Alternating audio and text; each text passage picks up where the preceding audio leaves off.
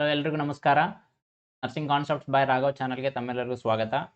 So ಇವತ್ತಿನ ಒಂದು video ನೇಮಕಾತಿ ವಿಚಾರವಾಗಿ. ಸೊ ಇಷ್ಟು ದಿನ ಎಲ್ಲ ಕೇಳ್ತಿದ್ವಿ ಸರ್ ನಮಗೆ ಬರೀ ಲಾಸ್ಟ್ ಟೈಮ್ ಹಿಂಗತೆ ಗೌರ್ಮೆಂಟಿಂದ ನೋಟಿಫಿಕೇಶನ್ ಬರುತ್ತೆ ಅಂತ ಹಾಕಿದ್ರಿ.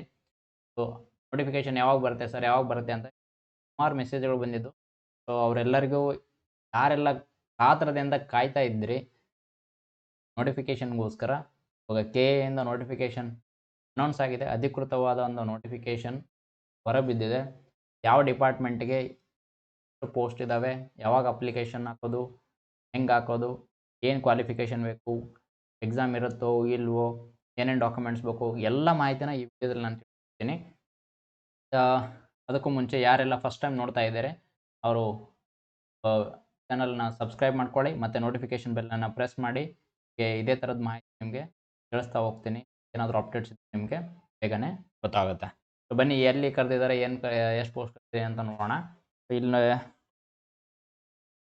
ಓಕೆ, ಸೊ ಈ ನೋಟಿಫಿಕೇಶನ್ ಬಂದಿರೋದು ಕರ್ನಾಟಕ ಪರೀಕ್ಷಾ ಪ್ರಾಧಿಕಾರದಿಂದ, ಅಂದರೆ KEA, Karnataka examination authority Bengaluru. ಇವರು ಒಂದು ಅಧಿಕೃತವಾದಂಥ ನೋಟಿಫಿಕೇಷನನ್ನು ಬಿಟ್ಟಿದ್ದಾರೆ.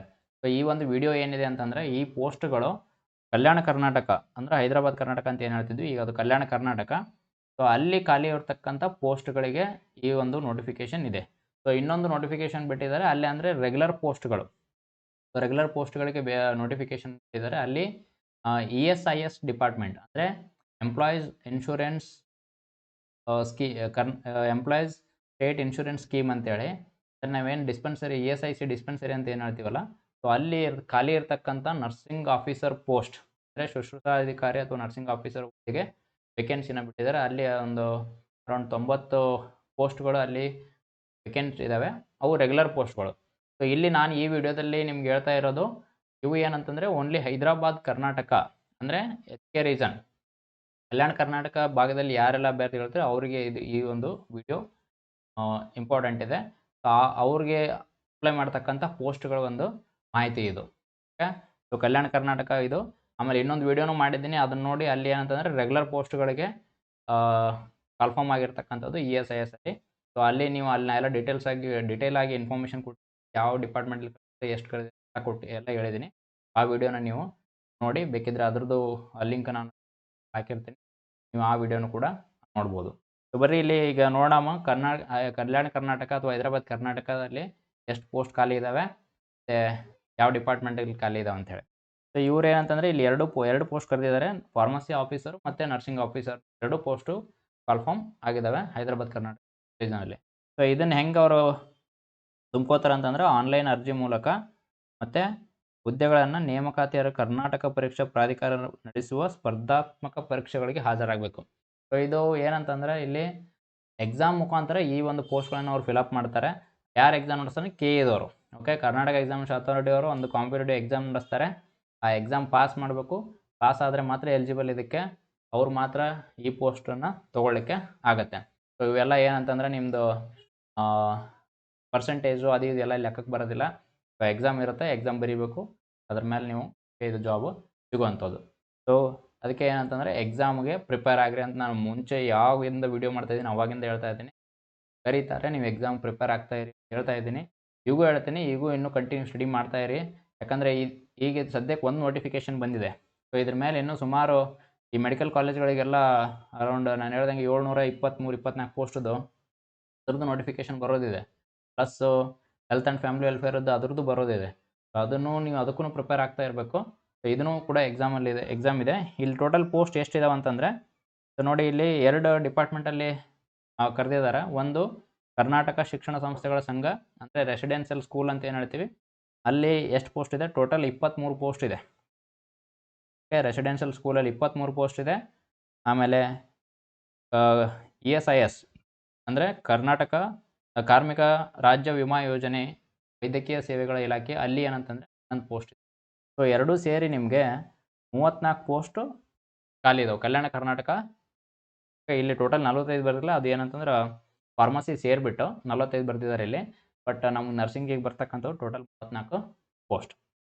ಓಕೆ, ಸೊ ಇದರಲ್ಲಿ ಹಿ ಅಂತ ಬರ್ತಿದಾರಲ್ಲ, ಅದೇನಂತಂದರೆ ಹಿಂದಿನ ನೇಮಕಾತಿಯಲ್ಲಿ ಪೋಸ್ಟ್ಗಳು ಏನು ಹಂಗೆ ವೇಕೆಂಟ್ ಉಳಿದಿದ್ದವು, ಅವು ರೆಕ್ರೂಟ್ಮೆಂಟ್ ಆಗದೆ ಹಂಗೆ ಉಳಿದಿದ್ದವು, ಅವು ತೊಗೊಂಡಿದ್ದಾರೆ. ಮತ್ತು ಪ್ಲಸ್ ಏನಂತಂದರೆ 371 ಇದು ಒಂದು ಇಂಪ್ಲಿಮೆಂಟ್ ಮಾಡಬೇಕಾದ ಕೆಲವೊಂದಿಷ್ಟು ಪೋಸ್ಟ್ಗಳು ಹಂಗೆ ಕೈ ತಪ್ಪೋಗಿದ್ದು ಅವನ್ನು ಕೂಡ ಇನ್ಕ್ಲೂಡ್ ಮಾಡಿಕೊಂಡು ಅಲ್ಲಿ ತೊಗೊಂಡಿದ್ದಾರೆ. ಸೊ ಟೋಟಲ್ 34 ಪೋಸ್ಟು ನಮ್ಮ ಕಲ್ಯಾಣ ಕರ್ನಾಟಕ ಕ್ಯಾಂಡಿಡೇಟ್ಸಿಗೆ ಇದು ಅವೈಲೇಬಲ್ ಇದೆ.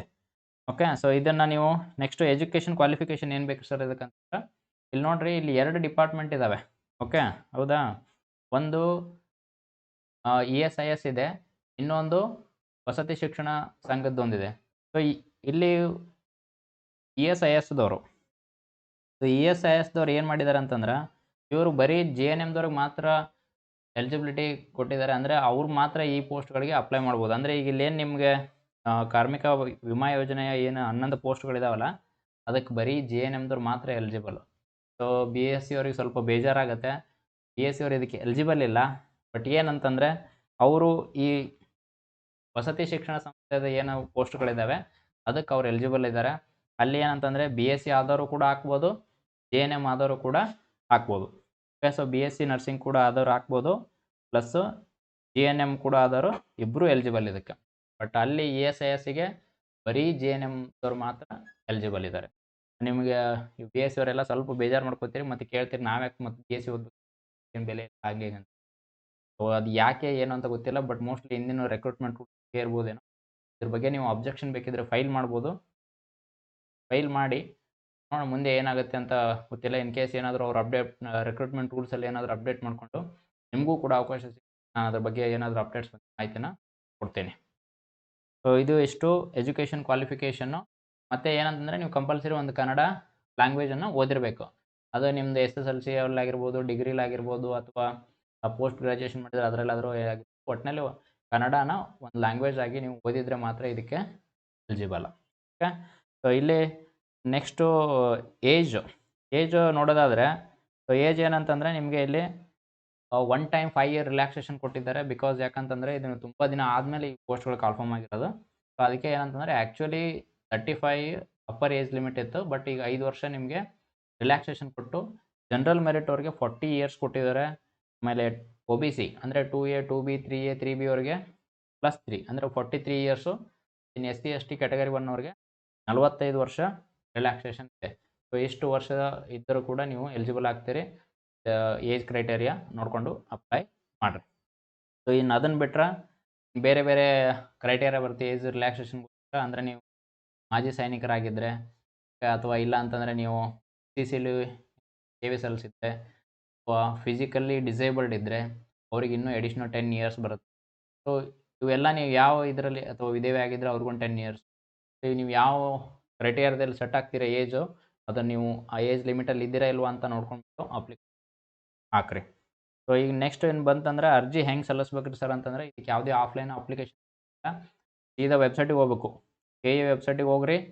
ಅಲ್ಲಿ ನೀವು ನೇಮಕಾತಿ ಸೆಕ್ಷನಲ್ಲಿ ಹೋದರೆ ನಿಮಗೆ ಇದರದ್ದು ಲಿಂಕ್ ಸಿಗುತ್ತೆ. ಬಟ್ ನಿಮಗೆ ಬೇಕಂದರೆ ಲಿಂಕ್ ನಾನು ಇದರಲ್ಲಿ ಡಿಸ್ಕ್ರಿಪ್ಷನ್ ಹಾಕಿರ್ತೀನಿ, ನೀವು ಅಲ್ಲಿಂದ ಡೈರೆಕ್ಟ್ ಬೇಕಾದ್ರೆ ಅಪ್ಲೈ ಮಾಡಿರಿ. ಸೊ ಆನ್ಲೈನೇ ಅಪ್ಲಿಕೇಶನ್ ಹಾಕಬೇಕು. ಸೊ ಈಗ ಯಾವಾಗ ಸರ್ ಲಾಸ್ಟ್ ಡೇಟು ಸ್ಟಾರ್ಟ್ ಆಗ್ಯದ ಇಲ್ಲ ಅಂತಂದರೆ, ಆಲ್ರೆಡಿ ಸ್ಟಾರ್ಟ್ ಆಗಿಬಿಟ್ಟಿದೆ. 7ನೇ ತಾರೀಕಿಗೆ ನಿನ್ನೆಯಿಂದ ಆಲ್ರೆಡಿ ಸ್ಟಾರ್ಟ್ ಆಗಿದೆ. 30ನೇ ತಾರೀಕುವರೆಗೂ ನಿಮಗೆ ಟೈಮ್ ಇದೆ. ಓಕೆ, ಸೊ 30ನೇ ತಾರೀಕುವರೆಗೂ ನೀವು ಅಪ್ಲಿಕೇಶನ್ ಹಾಕ್ಬೋದು. 31ನೇ ತಾರೀಕಿಗೆ ಫೀಸ್ ಕಟ್ಟೋಕ್ಕೆ ಲಾಸ್ಟ್ ಡೇಟು. ಅಪ್ಲಿಕೇಶನ್ ಫೀಸ್ ಏನಿದೆ ಅಂತ ಹೇಳ್ತೀನಿ. ಅಪ್ಲಿಕೇಶನ್ ಫೀಸು 31ನೇ ತಾರೀಕು ಒಳಗಡೆ ನೀವು ಕಟ್ಟಬೇಕು. ಓಕೆ, ಸೊ ಇಲ್ಲ ಅಂತಂದ್ರೆ ನೀವು ಅಪ್ಲಿಕೇಶನ್ ಹಾಕಿ ಫೀಸ್ ಕಟ್ಟಿಲ್ಲ ಅಂತಂದರೆ ನಿಮ್ಮ ಅಪ್ಲಿಕೇಶನ್ ಡಿಸ್ಕ್ವಾಲಿಫೈ ಆಗುತ್ತೆ, ನಿಮ್ಮ ಕನ್ಸಿಡ್ರೇಷನ್ ಮಾಡೋದಿಲ್ಲ ಅವರು. ಸೊ ಇನ್ನು ಸರ್ ಇದು ಕೇಸ್ ನೀವು ಸೆಲೆಕ್ಷನ್ ಆದ್ರೆ ಪ್ರೊಬೇಷನರಿ ಪೀರಿಯಡ್ ಇರ್ತದೆ. ಎಸ್, ಎಲ್ಲ ಗೌರ್ಮೆಂಟ್ 2 ವರ್ಷ ಕಂಪಲ್ಸರಿ ಪ್ರೊಬೇಷನರಿ ಪೀರಿಯಡ್ ಅನ್ನೋದು ಇರುತ್ತೆ, ನಿಮಗೂ ಕೂಡ ಇರುತ್ತೆ. ಆಮೇಲೆ ಸರ್ ಪೇಮೆಂಟ್ ಏನಿದೆ ಸರ್ ಅಂತಂದರೆ, ಪೇಮೆಂಟ್ ನೋಡಿರಿ ಇಲ್ಲಿ ಸ್ಕೇಲ್ ಇದೆ. 54,175ರಿಂದ 99,400ವರೆಗೂ ಸ್ಕೇಲ್ ನಿಮ್ಮದು ಬರುತ್ತೆ. ಸೊ ಅಂದರೆ ನಿಮಗೆ ಬೇರೆ ಬೇರೆ ಊರು ಅಥವಾ ಸಿಟಿ ಮೇಲೆ ಸ್ವಲ್ಪ ಸ್ಕೇಲ್ ಅಂದರೆ ಪೇಮೆಂಟ್ ವೇರಿಯೇಷನ್ ಆಗುತ್ತೆ. ಅಂದರೆ ಅಲೋನ್ಸಸ್ ಮೇಲೆ ವೇರಿಯೇಷನ್ ಆಗುತ್ತೆ. ನನಗೆ ಅನ್ಸಿದ ಮಟ್ಟಿಗೆ ಅಂದಾಜು ಒಂದು 70-75 ಸಾವಿರ ಅಂತೂ ಆರಾಮಾಗಿ ಸ್ಯಾಲ್ರಿ ನಿಮಗೆ ಸಿಗುತ್ತೆ. ಓಕೆ, ಇದು ನಿಮಗೆ ಸ್ಯಾಲ್ರಿ ಇನ್ಫಾರ್ಮೇಷನ್. ಆಮೇಲೆ NPS ಅಂದರೆ ನ್ಯಾಷನಲ್ ಪೆನ್ಷನ್ ಸಿಸ್ಟಮು ನಿಮಗೆ ಕಂಪಲ್ಸರಿ ಅಪ್ಲಿಕೇಬಲ್ ಆಗುತ್ತೆ. ಇದು ಒಂದು ಸೌಲಭ್ಯ ಇದರಲ್ಲಿ. ಸೆಲೆಕ್ಷನ್ ಆದವ್ರಿಗೆ ಇದು ಇರುತ್ತೆ. ದೆನ್ ಫೀಸ್ ಎಷ್ಟು ಕಟ್ಟೋದು ಅಂದ್ರೆ, ಫೀಸ್ ನೋಡಿರಿ ಇಲ್ಲಿ ಸಾಮಾನ್ಯ ವರ್ಗ ಮತ್ತು OBC ಅಂದರೆ ಜನರಲ್ ಮೆರಿಟ್ ಆದವ್ರಿಗೆ, ಮತ್ತು OBC ಅಂದರೆ A 2B A 3B ಅವರಿಗೆ ₹750 ಫೀಸ್ ಮಾಡ್ಯಾರ. SC, ST ಮತ್ತು ಕ್ಯಾಟಗರಿ 1 ಅವ್ರಿಗೆ ಮಾಜಿ ಸೈನಿಕ ಅವ್ರಿಗೆ ₹500 ಐತಿ. ಇನ್ನು ಫಿಸಿಕಲಿ ಡಿಸೇಬಲ್ಡ್ ಇದ್ರೆ ಅವರಿಗೆ ₹250 ಫೀಸ್ ಮಾಡ್ಯಾರ. ಇಲ್ಲಿ ಫೀಸ್ ಅವ್ರು ಬರ್ದಾರ, ಯಾವುದೇ ಕಾರಣಕ್ಕೂ ಹಿಂದಿರುಗಿಸಲಾಗೋದಿಲ್ಲ. ಅಂದರೆ ಅವ್ರು ರಿಟರ್ನ್ ಮಾಡೋದಿಲ್ಲ, ರೀಫಂಡ್ ಪಾಲಿಸಿನೇ ಇಲ್ಲ ಅವ್ರ ಕಡೆ.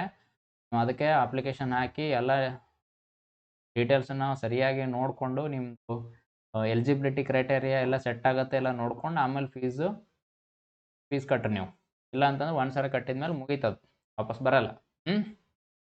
ನೆಕ್ಸ್ಟ್ ಬರ್ರಿ, ಈಗ ನಾ ಹೇಳಿದೆ ಅವ್ರು ಹೇಳಿಬಿಟ್ಟಿದ್ರೆ ಎಕ್ಸಾಮ್ ತೊಗೋತೀವಿ ಅಂತ ಹೇಳ್ಬಿಟ್ಟು. ಇನ್ನು ಎಕ್ಸಾಮ್ ಯಾವ್ಯಾವ ಇರ್ತಾವೆ ರೀ ಸರ್ ಅಂತಂದ್ರೆ ನೋಡಿರಿ, ಒಂದು ಏನಂತಂದ್ರೆ ಫಸ್ಟು ಕನ್ನಡ ಭಾಷೆ ಪರೀಕ್ಷೆ. ಕನ್ನಡ ಭಾಷೆ ಪರೀಕ್ಷೆ ಇರ್ತೈತಿ. ಆಮೇಲೆ ಒಂದು ಸಾಮಾನ್ಯ ಜ್ಞಾನ ಪೇಪರ್ ಇರ್ತೈತೆ, ಪೇಪರ್ 1 ಅಂತ ಹೇಳ್ತೀವಿ. ಆಮೇಲೆ ಒಂದು ನಿಮಗೆ ಇದು ಸಿಲೆಬಸ್ ಅಂದರೆ ನಿಮ್ಮದು ಪೋಸ್ಟಿಗೆ ಸಂಬಂಧಪಟ್ಟಂಥ ಒಂದು ನಿರ್ದಿಷ್ಟ ಪತ್ರಿಕೆ, ಸೊ ಪೇಪರ್ 2 ಅಂತ ಇರುತ್ತೆ. ಬಟ್ ಕನ್ನಡ ಭಾಷೆ ಪರೀಕ್ಷೆ ಇದ್ರದ್ದು ಡೇಟ್ಸ್ ಅಂತ ಅವ್ರು ಮುಂದೆ ತಿಳಿಸ್ತೀವಿ ಅಂತ ಹೇಳಿದ್ದಾರೆ. ಅದರ ಅಪ್ಡೇಟ್ಸ್ ಬಂದರೆ ನಾನು ನಿಮಗೆ ವಿಡಿಯೋ ಮಾಡಿ ತಿಳಿಸ್ತೀನಿ. ಈ ಕನ್ನಡ ಭಾಷೆ ಪರೀಕ್ಷೆ ಏನಿದೆ ಅಲ್ಲ, ಅದ್ರ ಬಗ್ಗೆ ಹೇಳ್ತೀನಿ. ಸೊ ಇನ್ನು ಎಕ್ಸಾಮ್ ಹೆಂಗೆ ಕಂಡಕ್ಟ್ ಮಾಡ್ತಾರೆ ಸರ್ ಇವರು ಅಂತಂದ್ರೆ, ಅವ್ರೇನು ಪಕ್ಕ ಹೇಳಿಲ್ಲ ಯಾವ್ದು ಮಾಡ್ತೀವಿ ಅಂತೇಳಿ. ಒಂದು ಆನ್ಲೈನ್ ಮಾಡ್ಬೋದು. ಆನ್ಲೈನ್ ಅಂತಂದ್ರೆ CBT ಅಂದರೆ ಕಂಪ್ಯೂಟರ್ ಬೇಸ್ಡ್ ಟೆಸ್ಟ್ ಮಾಡ್ತಾರೆ. ಇಲ್ಲ ಅಂತಂದ್ರೆ ಆಫ್ಲೈನ್ OMR, ಈಗ ರೀಸೆಂಟಾಗಿ ಏನು ಎಕ್ಸಾಮ್ ನಡೆಸಿದ್ರು ಅದೇ ಥರ ಒಂದು OMR ಶೀಟು ಆಫ್ಲೈನ್ ಎಕ್ಸಾಮನ್ನು ಅವ್ರು ಕಂಡಕ್ಟ್ ಮಾಡ್ತಾರೆ. ಇನ್ನು ಎಕ್ಸಾಮ್ ಸೆಂಟರ್ಸ್ ಎಲ್ಲೆಲ್ಲಿ ಇರ್ತಾವೆ ಅಂತಂದ್ರೆ ಅದ್ರ ಬಗ್ಗೆನೂ ಅವ್ರು ಮುಂದೆ ತಿಳಿಸ್ತಾರೆ. ಎಕ್ಸಾಮ್ ಡೇಟ್ ಅನೌನ್ಸ್ ಆಯ್ತು ಅಂದ್ರೆ ನಿಮ್ಮದು ಅಡ್ಮಿಟ್ ಕಾರ್ಡ್ ನೀವು ಡೌನ್ಲೋಡ್ ಮಾಡ್ಕೋಬೇಕು. ಅದರ ನಿಮಗೆ ಎಕ್ಸಾಮ್ ಸೆಂಟ್ರು ಅದ್ರಾಗ ಇರ್ತೈತೆ. ನಿಮಗೆ ಯಾವುದೇ ಒಂದು ಅಡ್ಮಿಟ್ ಕಾರ್ಡು, ಹಾಲ್ ಟಿಕೆಟ್ ಅದೆಲ್ಲ ನಿಮ್ಮ ಮನೆಗೆಲ್ಲ ಬರೋದಿಲ್ಲ, ಪೋಸ್ಟು. ಆನ್ಲೈನಿಂದನೇ ಡೌನ್ಲೋಡ್ ಮಾಡ್ಕೋಬೇಕು. ಅದಕ್ಕೊಂದು ಫೋಟೋ ಅಂಟಿಸ್ಬೇಕು. ಆಧಾರ್ ಕಾರ್ಡ್ ಒಂದು ತೊಗೊಂಡ್ಬಿಟ್ಟು ನೀವು ಆಧಾರ್ ಕಾರ್ಡ್ ಅಥವಾ ಯಾವುದೋ ಒಂದು ಐಡೆಂಟಿ ಕಾರ್ಡ್ ತೊಗೊಂಡು ಆಗುತ್ತೆ. ಓಕೆ, ಸೊ ಇದು ಒಂದು ಎಕ್ಸಾಮ್ ಫಾರ್ಮ್ಯಾಟ್. ಯಾವುದಾದ್ರೂ ನಡೆಸ್ಬೋದು, ಅವ್ರು ಆನ್ಲೈನಲ್ಲಿ ನಡೆಸ್ಬೋದು, ಇಲ್ಲ ಆಫ್ಲೈನಲ್ಲಿ ನಡೆಸ್ಬೋದು. ಅದೇನು ಮಾಡ್ತಾರಂತ ಹಂಗೇನು ನಾನು ತಿಳಿಸ್ತೀನಿ ನಿಮಗೆ, ಡೇಟ್ ಅನೌನ್ಸ್ ಆಗಲಿ. OMR ಶೀಟ್ ಹೆಂಗೆ ಬರೀಬೇಕು ಸರ್, ಅದರಲ್ಲಿ ಏನೇನು ಇರುತ್ತೆ ಅದನ್ನು ಕೂಡ ಒಂದು ವಿಡಿಯೋ ಮಾಡೋಣ ಅಂತ. ಸೊ ಇನ್ನು ಕನ್ನಡ ಭಾಷೆ ಪರೀಕ್ಷೆ ಅಂತ ಹೇಳಿದ್ನಲ್ಲ, ಅದು ಎಲ್ಲರಿಗೂ ಇರಲ್ಲ. ಇದು ಕನ್ನಡ ಭಾಷೆನ ಯಾರು SSLC ಒಳಗಡೆ up to SSLC first language ಅಥವಾ ಸೆಕೆಂಡ್ ಲ್ಯಾಂಗ್ವೇಜು ಅಂದರೆ ಪ್ರಥಮ ಭಾಷೆ ಅಥವಾ ದ್ವಿತೀಯ ಭಾಷೆಯಾಗಿ ಯಾರು ಕನ್ನಡ ಓದಿದಾರ ಅವ್ರಿಗೆ ಇದು ಎಕ್ಸಾಮ್ ಇಲ್ಲ, ಕನ್ನಡ ಎಕ್ಸಾಮ್ ಇಲ್ಲ. ಅವರಿಗೆ ಇದು ರಿಲ್ಯಾಕ್ಸೇಷನ್ ಇದೆ, ಅವರು ಇದರಿಂದ ವಿನಾಯಿತಿ ಇದೆ ಅವರಿಗೆ. ಬಟ್ ಯಾರು ಕನ್ನಡ ಭಾಷೆನ ಫಸ್ಟ್ ಅಥವಾ ಸೆಕೆಂಡ್ ಲ್ಯಾಂಗ್ವೇಜ್ ಆಗಿ ಓದಿಲ್ಲ ಅವ್ರಿಗೆ ಮಾತ್ರ ಇದು ಎಕ್ಸಾಮ್ ಇದೆ. ಅವ್ರು ಕಂಪಲ್ಸರಿ ಎಕ್ಸಾಮ್ ಇದನ್ನು ಬರೀಬೇಕು. ಸೊ ಇದು ಎಕ್ಸಾಮ್ ಏನಂತಂದ್ರೆ 150 ಮಾರ್ಕ್ಸಿಂದ ಇರುತ್ತೆ ಎಕ್ಸಾಮು. ಅದ್ರಾಗ ಮಿನಿಮಮ್ 50 ಮಾರ್ಕ್ಸ್ ತೊಗೋಬೇಕು ಅವರು. 50 ಮಾರ್ಕ್ಸ್ ತೊಗೊಂಡಿಲ್ಲ ಅಂತಂದ್ರೆ ಅವ್ರ ಡಿಸ್ಕ್ವಾಲಿಫೈ. ಅವ್ರ ಮುಂದೆ ಯಾವ ಎಕ್ಸಾಮಿಗೂ ಅವ್ರನ್ನ ಕೂರ್ಸೋದೇ ಇಲ್ಲ, ಅಥವಾ ಅವ್ರು ಅಲ್ಲಿಗೆ ಮುಗೀತು ಅವ್ರದ್ದು ಏನೋ ಸೆಲೆಕ್ಷನ್ ಪ್ರೊಸೆಸ್ ಮುಗೀತು. ಕನ್ನಡ ಭಾಷೆ ಅವ್ರನ್ನ ಮಿನಿಮಮ್ 50 ಮಾರ್ಕ್ಸ್ ತೊಗೋಬೇಕಾಗತ್ತೆ. ಇದು ಯಾರಿಗೆ ಅಂತಂದರೆ ನೆನ್ಪಿಟ್ಕೊಳ್ರಿ, ಯಾರೆಲ್ಲ ಕನ್ನಡ ಭಾಷೆನ ಫಸ್ಟ್ ಅಥವಾ ಸೆಕೆಂಡ್ ಲ್ಯಾಂಗ್ವೇಜ್ ಆಗಿ ಓದಿಲ್ಲ ಅವರಿಗೆ ಮಾತ್ರ ಈ ಕನ್ನಡ ಭಾಷಾ ಪರೀಕ್ಷೆ. ಉಳಿದವ್ರಿಗೆ ಇದು ಎಕ್ಸಾಮ್ ಇಲ್ಲ. Okay, don't worry. ಯಾರು ಕನ್ನಡ ಮೀಡಿಯಮ್ ಇದ್ದೀರಿ ಅಥವಾ ಇಂಗ್ಲೀಷ್ ಮೀಡಿಯಮಲ್ಲಿ ಫಸ್ಟ್ ಅಥವಾ ಸೆಕೆಂಡ್ ಲ್ಯಾಂಗ್ವೇಜ್ ಆಗಿ ಅವ್ರಿಗೆ ಇದೇನು ಎಕ್ಸಾಮ್ ಇರಲ್ಲ, ತಲೆ ಕೆಡಿಸ್ಕೊಬೇಡ್ರಿ. ಸೊ ಇನ್ನು ಪೇಪರ್ 1 ಅಂತ ಹೇಳಿದ್ರೆ ಪೇಪರ್ 1, 2 ಇರುತ್ತೆ ಅಂತೇಳಿ. ಪೇಪರ್ 1 ಏನಂತ ಸಾಮಾನ್ಯ ಜ್ಞಾನ, ಜನರಲ್ ನಾಲೆಜ್ ಇರುತ್ತೆ. ಅದರಲ್ಲಿ ಏನಿರುತ್ತೆ ಅಂದರೆ ನಿಮಗೆ ಕರೆಂಟ್ ಅಫೇರ್ಸ್, ಇಲ್ಲಿ ಸಿಲೆಬಸ್ ಕೊಟ್ಟಿದ್ದಾರೆ ನೋಡ್ರಿ ನೀವು, ನೋಡ್ಕೊರಿ. ಪ್ರಚಲಿತ ವಿದ್ಯಮಾನಗಳಂದರೆ ಕರೆಂಟ್ ಅಫೇರ್ಸ್ ಇರುತ್ತೆ. ಆಮೇಲೆ ಕರ್ನಾಟಕದ ಇತಿಹಾಸ ಇರುತ್ತೆ, ಭೂಗೋಳ ಇರುತ್ತೆ. ಇನ್ನು ಅಡ್ಮಿನಿಸ್ಟ್ರೇಟಿವ್ ರಿಲೇಟೆಡ್ ಕ್ವಶನ್ಸ್ ಬರ್ಬೋದು, ಗ್ರಾಮೀಣಾಭಿವೃದ್ಧಿ, ಪಂಚಾಯತ್ ರಾಜು, ಎಕನಾಮಿಕ್ಸು, ಇದು ಎಲ್ಲದ್ರದ್ದು ರಿಲೇಟೆಡ್ ನಿಮಗೆ ಕ್ವಶನ್ಸ್ ಬರುತ್ತೆ. ಸೊ ಟೋಟಲ್ ಇಲ್ಲಿ ಸಿಲೆಬಸ್ ಕೊಟ್ಟಿದ್ದಾರೆ ಅವರು. 100 ಕ್ವಶನ್ ಇರುತ್ತೆ, 100 ಮಾರ್ಕ್ಸ್ ಇರುತ್ತೆ, 2 ತಾಸಿಂದ ಎಕ್ಸಾಮ್ ಇರುತ್ತೆ ಇದು. ಓಕೆ, ಸೊ ಇದು ಒಂದು ಪೇಪರ್. ಆದರೆ ಇನ್ನೊಂದು ಪೇಪರ್ ಬಂದುಬಿಟ್ಟು ನಿಮ್ಮದು ವಿಷಯವಾರು, ಅಂದರೆ ನಿಮ್ಮ ಪೋಸ್ಟಿಗೆ ಸಂಬಂಧಪಟ್ಟಿದ್ದು, ಅಂದರೆ ನರ್ಸಿಂಗಿಗೆ ಸಂಬಂಧಪಟ್ಟಂಥ ಸಿಲೆಬಸ್ ಇರುತ್ತೆ. ಇವರು ಇದಕ್ಕೇನು ಪರ್ಟಿಕ್ಯುಲರ್ ಸಿಲೆಬಸ್ ಅಂತೇಳಿ ಹಿಂಗೇನು ಮೆನ್ಷನ್ ಮಾಡಿಲ್ಲ. ಇವ್ರು ಏನು ಮಾಡಿಬಿಟ್ಟಿದ್ದಾರೆ, ನೀವು INC ವೆಬ್ಸೈಟಿಂದ ಏನು ಮಾಡಿದ್ದಾರೆ, ನಮ್ಮ ಕಂಪ್ಲೀಟ್ ಸಿಲೆಬಸನ್ನು ಕಾಪಿ ಪೇಸ್ಟ್ ಮಾಡಿ ಹಾಕಿಬಿಟ್ಟಿದ್ದಾರೆ. ಸೊ ಅದರ ಅರ್ಥ ಏನಂತಂದ್ರೆ, ನೀವು ಫಸ್ಟ್ ಇಯರ್ದಿಂದ ಇಲ್ಲಿ ಲಾಸ್ಟ್ ಇಯರ್ವರೆಗೂ ಏನೆಲ್ಲ ಓದಿದ್ರೆ ಅದೆಲ್ಲ ಬರುತ್ತೆ. ಅದರೊಳಗಿಂದ ಏನು ಬೇಕಾದರೂ ಕೇಳ್ಬೋದು ಅಂತ ಅರ್ಥ. ಸಿಂಪಲ್ ಆಗಿ ನರ್ಸಿಂಗಲ್ಲಿ ಏನು ಓದಿದ್ರೆ ಅದೆಲ್ಲ. ಏನು subject, anatomy, physiology, microbiology, nutrition, nursing foundation, medicine, community, paediatrics, sociology, ಏನೆಲ್ಲ ಓದಿ ಇವು ಏನಂತಂದರೆ ನಿಮ್ಮದು ಎಜುಕೇಷನ್ ಆ್ಯಂಡ್ ಕಮ್ಯುನಿಕೇಷನ್, ಅಡ್ಮಿನಿಸ್ಟ್ರೇಷನ್, ಎಲ್ಲ ಸಬ್ಜೆಕ್ಟಿಂದನೂ ಕ್ವಶನ್ಸು ಬರ್ಬೋದು. ಓಕೆ, ಸೊ ಅವರು ಆ ಥರ ಏನು ಸ್ಪೆಸಿಫಿಕ್ ಆಗಿ ಏನೋ ಸಿಲೆಬಸನ್ನು ಕೊಟ್ಟಿಲ್ಲ. ಸೊ ಕಂಪ್ಲೀಟ್ ಸಿಲೆಬಸ್ ಕೊಟ್ಬಿಟ್ಟಿದ್ದಾರೆ. ಸೊ ಇದು ಒಂದಾದರೆ ನೆಕ್ಸ್ಟ್ ನಿಮಗೆ ನೆಗೆಟಿವ್ ಮಾರ್ಕ್ಸು. ಎಕ್ಸಾಮಲ್ಲಿ ನಿಮ್ಗೆ ಕಂಪಲ್ಸರಿ ನೆಗೆಟಿವ್ ಮಾರ್ಕ್ಸ್ ಇರ್ತೈತಿ. ಅವ್ರು ಕೊಟ್ಟಿದ್ದಾರೆ 0.25 ಅಂತಂದ್ರೆ 1/4. ಅಂದರೆ ನಿಮಗೆ 4 ನೀವು ರಾಂಗ್ ಮಾಡಿದ್ರೆ ನಿಮ್ಗೆ ಮಾರ್ಕ್ಸ್ ಕಟ್ ಆಗುತ್ತೆ. ಸೊ ಅದಕ್ಕೆ ನೆಗೆಟಿವ್ ಮಾರ್ಕ್ಸ್ ಇರ್ತದೆ. ಅದಕ್ಕೆ ನೋಡ್ಕೊಂಡ್ಬಿಟ್ಟು ಆನ್ಸರ್ ಮಾಡಬೇಕಾಗತ್ತೆ ನೀವು. ಸೊ ನೆಕ್ಸ್ಟ್ ಬಂದರೆ ನೀವು ಏನೇನು ಕ್ವಾಲಿಫೈ ಷರತ್ತುಗಳು ಅಂತ ಅರ್ಹತಾ ಷರತ್ತು ನೋಡ್ಕೊಳ್ರಿ.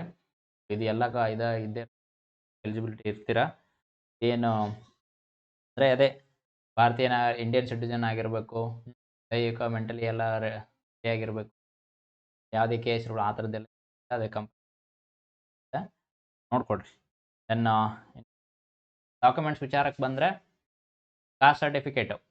ಸೊ ನೀವು ಜಾತಿ ಪ್ರಮಾಣ ಪತ್ರನ ಏನು ತೊಗೊಳ್ತೀರಲ್ಲ, ಅದು ನೀವು ಏನಂತಂದರೆ ಎಜುಕೇಷನ್ಗೋಸ್ಕರ ಅಥವಾ ಯಾವುದೋ ಒಂದು ಗೋರ್ಮೆಂಟ್ ಸ್ಕೀಮ್ ತೊಗೊಳಕ್ಕೋಸ್ಕರ ಏನು ಕಾಸ್ಟ್ ಇನ್ಕಮ್ ಅದು ನಡೆಯಲ್ಲ ಇದಕ್ಕೆ ನೀವು ಏನಂತಂದ್ರೆ ನೀವು ಅಲ್ಲಿ ಅಪ್ಲೈ ಮಾಡಬೇಕಾದಾಗ ಉದ್ಯೋಗಕ್ಕಾಗಿ ಕಾಸ್ಟ್ ಇನ್ಕಮ್ ಸರ್ಟಿಫಿಕೇಟನ್ನು ತೆಗಿಸ್ಬೇಕಾಗುತ್ತೆ. ಸೊ ಅದು ಮಾತ್ರ ಇದಕ್ಕೆ ಕನ್ಸಿಡರ್ ಮಾಡ್ತಾರೆ. ಆಮೇಲೆ ಇದು ಲಾಸ್ಟ್ ಡೇಟು ನಿಮ್ಮದು ಕಾಸ್ಟ್ ಸರ್ಟಿಫಿಕೇಟದ್ದು ಏನಂತಂದರೆ ಲಾಸ್ಟ್ ಡೇಟ್ ಆಫ್ ಎಕ್ಸಾಮ್ ಇದು ಏನಿದೆ ಅಪ್ಲಿಕೇಶನ್ 30ನೇ ತಾರೀಕು ಅಷ್ಟು ಒಳಗಡೆ ತೊಗೊಂಡಿರೋದು ಡಾಕ್ಯುಮೆಂಟ್ ಇರಬೇಕು. ಅದ್ರ ಮೇಲೆ ತೊಗೊಂಡ್ರೆ ಇದು ನೀವು ವ್ಯಾಲಿಡ್ ಆಗಲ್ಲ ಅದಕ್ಕೆ ಇವಾಗಲೇ ಇನ್ನೂ ಟೈಮ್ ಇದೆ. ಯಾರ ಕಡೆ ಎಲ್ಲ ಇದಿಲ್ಲ ಇನ್ಕಮ್ ಕಾಸ್ಟ್ ಸರ್ಟಿಫಿಕೇಟ್ ಅವ್ರು ಇವಾಗಲೇ ಅಪ್ಲೈ ಮಾಡಿರಿ. ಇವಾಗಲೇ ನೆನ್ಪಿಟ್ಕೊಡ್ರಿ, ಉದ್ಯೋಗಕ್ಕಾಗಿ ಅಂತ ಹೇಳ್ಬೇಕು. ಇಲ್ಲಿ ಮೆನ್ಷನ್ ಮಾಡಿದಾರೆ ನೋಡ್ರಿ ಅವರು, ಉದ್ಯೋಗಕ್ಕಾಗಿ ಪಡೆದ ಜಾತಿ ಮತ್ತು ಆದಾಯ ಪ್ರಮಾಣ ಪತ್ರಗಳನ್ನು ಮಾತ್ರ ಪರಿಗಣಿಸ್ತೀವಿ ಅಂತೇಳಿ. ನೀವು ಎಜುಕೇಷನಿಗೆ ತೊಗೊಂಡಿರೋದು ಬೇರೆ ಯಾವುದೋ ಸ್ಕೀಮ್ಗಳ ಸಂಬಂಧ ಅವು ಯಾವು ನಡೆಯಲ್ಲ ಇದಕ್ಕೆ. ಅದಕ್ಕೆ ಅಪ್ಲೈ ಮಾಡ್ಬೇಕಾದ್ರೆ ಹುಷಾರಾಗಿ ಅಪ್ಲೈ ಮಾಡಿರಿ. ಉದ್ಯೋಗಕ್ಕೆ ಅಂತ ಹೇಳ್ಬಿಟ್ಟು ಸಪ್ರೇಟ್ ತೊಗೊಳ್ರಿ. ಸೊ ಅದಾದಮೇಲೆ ನಿಮಗೆ ಮಸ್ಟ್ ಬೇರೆ ಎಲ್ಲ ಯಾವ ಮಾಜಿ ಸೈನಿಕ ಸರ್ಟಿಫಿಕೇಟ್ ರೆಡಿ ಮಾಡಿ ಇಟ್ಕೊಳ್ರಿ. ಇನ್ನು ಗ್ರಾಮೀಣ ಅಭ್ಯರ್ಥಿ 1ರಿಂದ 10ನೇ ಇಲ್ಲ ರೂರಲ್ ಏರಿಯಾದಲ್ಲಿ ಓದಿದ್ರೆ ಅದರದ್ದು ಸರ್ಟಿಫಿಕೇಟ್ ರೆಡಿ ಮಾಡಿ ಇಟ್ಕೊಂಡಿರಿ. ಇನ್ನು ಅದು ಬಿಟ್ಟರೆ ನೆಕ್ಸ್ಟು ನಿಮ್ಮ ಕನ್ನಡ ಮೀಡಿಯಮ್ ಕೋಟಾದಲ್ಲಿ ಒಂದು ಪೋಸ್ಟ್ಗಳು ಇರ್ತವೆ. 1ರಿಂದ ನೀವು 10th ಕನ್ನಡ ಮೀಡಿಯಮ್ ಓದಿದ್ರೆ ಅಲ್ಲಿಗೆ ಹೋಗಿ ಸ್ಕೂಲಲ್ಲಿ ಸಂಬಂಧಿಸಿದ ಮಾಸ್ಟರ್ ಕಡೆಯಿಂದ ಅಲ್ಲಿಂದ ನೆಕ್ಸ್ಟ್ ಆ ಬ್ಲಾಕ್ ಇಒ ಯಾರು ಇರ್ತಾರೋ ಅಲ್ಲಿದ್ದು ಸೈನ್ ಡಾಕ್ಯುಮೆಂಟನ್ನು ರೆಡಿ ಮಾಡಿ ಇಟ್ಕೊಳ್ರಿ. ಆಮೇಲೆ ನೀವೇನಾದರೂ PH ಕ್ಯಾಂಡಿಡೇಟ್ ಇದ್ದರೆ ಅದ್ರದ್ದು ಸರ್ಟಿಫಿಕೇಟ್ ಇಟ್ಕೊಳ್ರಿ. ಒಟ್ಟಿನಲ್ಲಿ ನಿಮಗೆ ನೀವು ಯಾವುದೆಲ್ಲ ಕ್ಯಾಟಗರಿಲಿ ಬರ್ತೀರೋ ಅದೆಲ್ಲ ಸರ್ಟಿಫಿಕೇಟ್ ಇಟ್ಕೊಳ್ರಿ. ಸೊ ಮೇಲಾಗಿ ಏನಂತಂದರೆ ಇದು ಕಲ್ಯಾಣ ಕರ್ನಾಟಕದ ಪೋಸ್ಟ್ಗಳು ಇರೋದ್ರಿಂದ ನೀವು ಯಾರೆಲ್ಲ ಅಪ್ಲೈ ಮಾಡ್ತಿದ್ದೀರಾ ನಿಮ್ಮದು ಮೇಕ್ ಶ್ಯೂರ್ ದ್ಯಾಟ್ ನೀವು 371Jದು ಸರ್ಟಿಫಿಕೇಟ್ ಇರಲೇಬೇಕು. ಅದು ಇಲ್ಲ ಅಂತಂದ್ರೆ ನೀವು ಏನು ಸರ್ಟಿಫಿಕೇಟ್ ಹಾಕಿದ್ರು ಪೋಸ್ಟಿಗೆ ವೇಸ್ಟು. ಅದಕ್ಕೆ 371 ಏನು ಇದೆ ನಿಮ್ಮದು ಫೋಟೋ ಏನಿದೆ ಅದು ಬೇಕು ಅಂತಂದ್ರೆ ಇದು ಸರ್ಟಿಫಿಕೇಟ್ನ ರೆಡಿ ಮಾಡಿ ಇಟ್ಕೊರಿ. ಸೊ ಇದಾದಮೇಲೆ ಅವ್ರು ಹೇಳ್ತಾರೆ ನಾವು ಯಾವುದೇ ಪತ್ರ ವ್ಯವಹಾರ ಮಾಡಲ್ಲ ಅಂತೇಳಿ. ಅಂದರೆ ನೀವು ಯಾವುದೇ ಒಂದು ಕಮ್ಯುನಿಕೇಷನ್ ವಿತ್ ದ KE ಏನೂ ಮಾಡೋಂಗಿಲ್ಲ. ಸೊ ನೀವು ಇನ್ ಕೇಸ್ ಮಾಡಲೇಬೇಕಾದಂಥ ಪರಿಸ್ಥಿತಿ ಬಂದರೆ ನೀವು ಏನಂತಂದರೆ ಅರ್ಜಿ ಆನ್ಲೈನ್ ಅಪ್ಲಿಕೇಶನ್ ಹಾಕಿದ್ಮೇಲೆ ಒಂದು ಅರ್ಜಿ ಸಂಖ್ಯೆ ಬರುತ್ತೆ, ಅಲ್ಲಿ ಅದು ಮತ್ತು ನಿಮ್ಮದು ಡೀಟೇಲ್ಸ್ ಎಲ್ಲ ಹಾಕಿಬಿಟ್ಟು ಅವರಿಗೊಂದು ಪತ್ರ ವ್ಯವಹಾರನ ಮಾಡ್ಬೋದು. ಬಟ್ ಯೂಶ್ವಲಿ ಅವರು ಮಾಡೋದಿಲ್ಲ. ನೀವು ಅಪ್ಲಿಕೇಶನ್ ಹಾಕಬೇಕಾದಾಗ ಫೋಟೋ ಬೇಕಾಗುತ್ತೆ. ರೀಸೆಂಟ್ ಪಾಸ್ಪೋರ್ಟ್ ಸೈಜ್ ಫೋಟೋ ತೊಗೊಳ್ರಿ.